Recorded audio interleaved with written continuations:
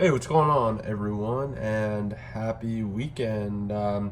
Pretty excited to do this quick overview. My buddy Devin, who I will put his YouTube handle down below in the description, let me borrow this little blade here for a little bit, and got to spend some time with it, fidget around with it, and yeah, I'm really excited to kind of tell you all about it. This blade, of course, is and get ready for it, the Every Man's Pocket Everyday Carry, so better known as the EMPEDC Nymble X. And these were released a couple months ago. Yeah, I've had some time to spend with it, and I'm really excited. This is the box that it came with. Pretty cool. It's definitely magnetic. It's signed. You know, this is one of the first production ones. Kind of a nice little box there with it. This particular version, so it's a 3.5-inch blade, and this is Bowler M390. It has titanium handles. It is 4.6 inches closed. We're looking at an 8.1 inch overall length. This one has it's called like frag milled handles, so really cool, very nice and grippy.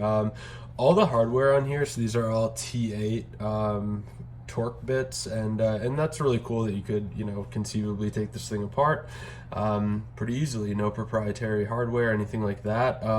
It also sports a titanium pocket clip, titanium backspacer, and all titanium hardware.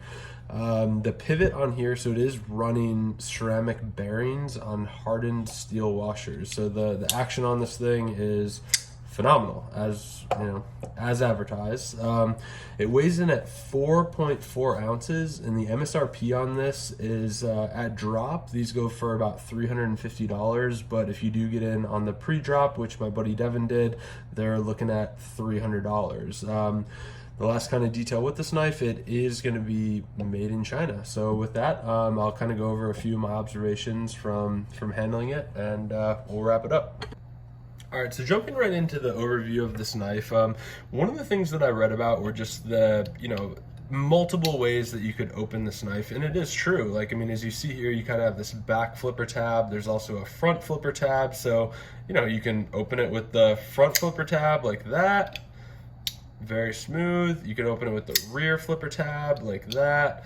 You can open it with your thumb, kind of slow and controlled, or you can flick this open with your pointer finger. So just the multiple ways you can deploy this knife make it kind of unique. And you know, if you look at it when it's closed on the show side, you know, that is kind of weird that we have this front flipper tab and a rear flipper tab. But you know, part of the research I did on this knife, it was definitely designed by people who are all about EDC, and I know that, like, you know, fidget value factor is a huge thing for people that are into EDC, and that's what they looked at. So multiple ways to be able to open this. You know, you're not just given a flipper tab and no other option. So I did think that was really cool.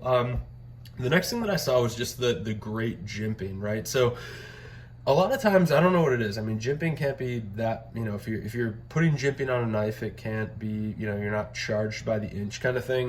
This has a good 2.5 inches of jimping, and I really like it, whether I'm kind of choked down in a normal position or I'm choked up using the choil, which again is also really awesome, which you know, want to actually compare it. So this is a spear point design. It was kind of reminiscent to me of an older Strider, yeah, right, triple aught design Dauntless, and I just thought that was really cool. Like, it kind of, like, I do historically really like the spear point design, and while we're at it, actually, I wanted to do a few other comparisons here. So here is the Nymble X compared to a Spyderco Shaman.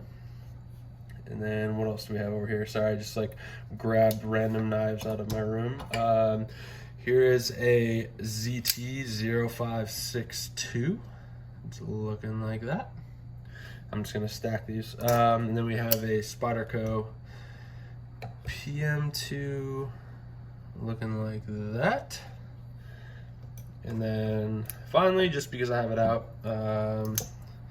there's a Benchmade bug out next to it. So definitely a big knife, but again, I love the size. I think it's pretty perfect. The next observation that I kind of had with this was, if you look into, I'm always kind of fascinated with and like spend a lot of time looking at knives actions, and it's going to be really hard to pick up on screen, but there's actually two tracks on either side of the frame that the blade stop actually follows. So that was a little bit like, I haven't seen that design before, but you're just gonna have to trust me because my camera is not picking it up. Maybe I'll try to get a picture of it if I can, but I thought that was kind of interesting. Like, there's definitely like the blade stops travel along these tracks.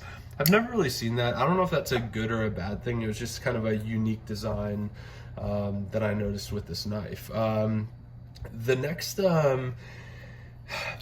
next kind of observation that I had was like, compared to my other flippers, and obviously like you pick this thing up out of the box, you're not trying to front flip it right away, whatever. You're kind of like, oh, there's a flipper tab. If you're not kind of quick to get your pointer finger out of the way, which again, sometimes I guess I just get like lazy, that front flipper tab will actually kind of impede your ability to fire this thing. See, like right there. I'm not saying it's a showstopper, but you know, if you do hit this rear flipper tab, you really got to hit it hard and fast and get it out of the way, or else you'll kind of short stroke it and you'll be left with a knife that looks like this. So you definitely have to like draw down. Oh, see, I did it again. You know, one swift motion, that's what actually gets it to open. So kind of interesting to me. The next observation was just the awesome pocket clip. Like, I really do love this titanium. It's kind of like gold. I don't know if you can see it. One of the things I noticed is it definitely picks up a ton of fingerprints, but it's very comfortable in your pocket, and I think they did a really great job of like the fit and finish. Like, it looks super classy, kind of futuristic. Like, I don't know. I really do. I love it. My only critique is that it does. I mean, if you touch it just the littlest bit, you're going to pick up a fingerprint on there. So take it for what it is. The next thing that I noticed was just the blade when opening this thing. To me, it looks very Medford-y in a way, and I love that about it. Like, it looks very futuristic. The fit finish is absolutely awesome. Like, I just really like, if you like Medford, this knife will be right up your alley. Like, the ergonomics are much better in my opinion, and I don't know, couldn't be more impressed with it. I thought they did a really nice job. All right, the last piece that I noticed, and I did check with my friend Devin, and he actually said he had only carried this once, and realizing he's from Louisiana, I'm living right now in Northern California, so humidity is really of, you know, no concern to me whatsoever. I did kind of notice getting this in sunlight that there was a little bit of like surface rust already on, you know, basically just on like this hole in the knife on the blade here. So I guess you could kind of call it a fuller, but it does go all the way through the knife. So there's a little bit of surface rust right here, which I'll post a picture right here. As you can see, just a few dots or whatever, but then I had actually ended up turning the knife over, and on the bottom of the fuller right here, there was actually some pretty substantial corrosion going on, which I was able to kind of take some, let's see what I have right here. So just some like KPL, so, you know, a little knife oil and a Q-tip. I was able to get it in there to kind of rub it off, but that's kind of a question mark to me. Like, I know some people, as I said in my last McNeese video, you know, with the Magna Cut, they've been getting some like spotting, stuff like that.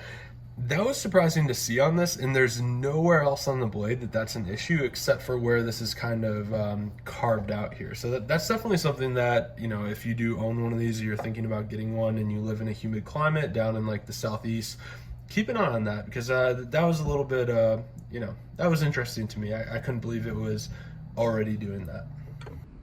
All right, and that concludes my overview of the Nymble X. All in all, I think this is a really great option for an EDC blade. Like I said, you can tell, you know, the people that made this are definitely EDC aficionados. I love the idea of having like a rear flipper tab on there, as well as the option. I wouldn't say it's as smooth, like it took me a little bit to kind of get used to it, but that front flipper tab as well. That's really cool. Like, I mean, you really can't beat the price. It kind of goes back to what I've said about the Chavez knives that I've reviewed, as well as the Sharp by Design. Like, I mean, proper Chinese manufacturers are definitely putting out fire, and this is no exception. Like, I couldn't be happier with it. They will be releasing another iteration of this. So there's a few like sheep's foot designs that are going to be coming out on the 30th of July. I plan on getting in on that. I like sheep's foot designs, and also I think this is like a very valuable knife to have in your collection. So definitely check them out. Again, couldn't say enough thanks to Devin for letting me borrow this thing for a little bit. I really appreciate it. I'll get it back to you soon. But yeah, hope you all are having a good weekend, and we'll see you next time.